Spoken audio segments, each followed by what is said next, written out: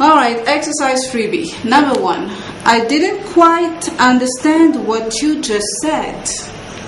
Would you be so kind as to repeat again? Would you be so kind as to repeat again? But you can also say, would you be so kind as to say it again? Would you be so kind as to say it again?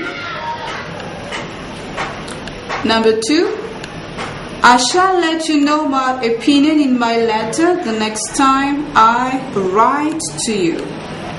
I shall let you know my opinion in my letter the next time I write to you. So write is a natural choice because the person is talking about a letter.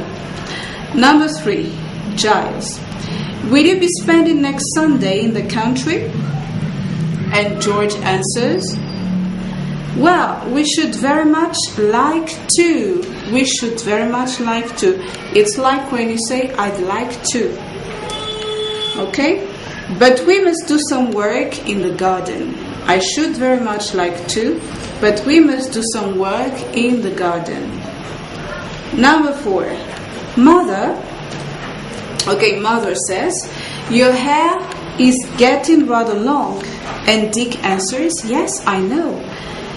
If I had had time yesterday, I would have gone to the barber's and had it cut.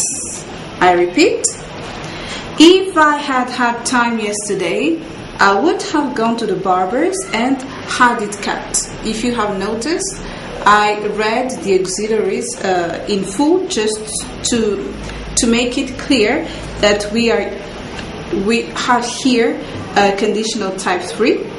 And had it cut is like this because we already have the auxiliaries would have with the verb gone. And we do not need to repeat the auxiliaries when the auxiliaries go with 2 verbs.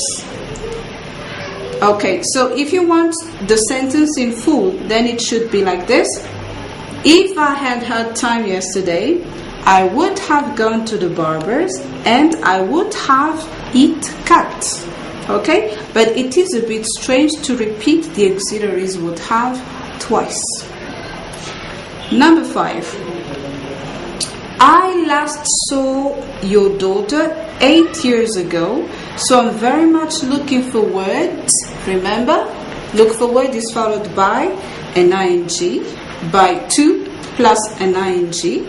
So the answer is, I last saw your daughter 8 years ago, so I'm very much looking forward to seeing her or to meeting her again. I'm very much looking forward to seeing her or to meeting her again. Number 6. I can't see to untie this knot without my glasses. Could you? Okay, yes. And the answer is, you can use the same verb, but you can also use a synonym. Alright? The synonym of to untie is to undo. So either you say, could you untie it for me? Or could you undo it for me? And sentence number 7. Miss Jenkins, would you please show me the letter you're typing now, as soon? As soon? How should we continue the sentence? As soon as. Okay, I repeat. Miss Jenkins, would you please show me the letter you're typing now, as soon as you finish it? As soon as you finish it. But you can also use the present perfect, as soon as you have finished it. Okay, so now I remind you of the use of those time conjunctions with the future tense.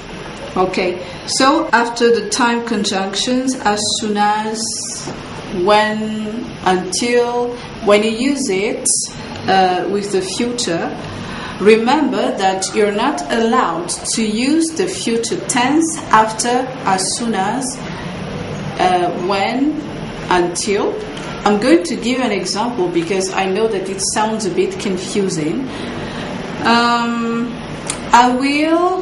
I I will announce the news. I will announce the news as soon as I get home. I will announce the news as soon as I get home. Okay. The context is future.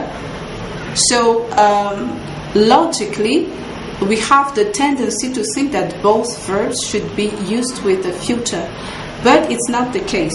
After as soon as, or after until, or after when, it is not correct to use the future tense. You can use the future with the first verb, like I will announce.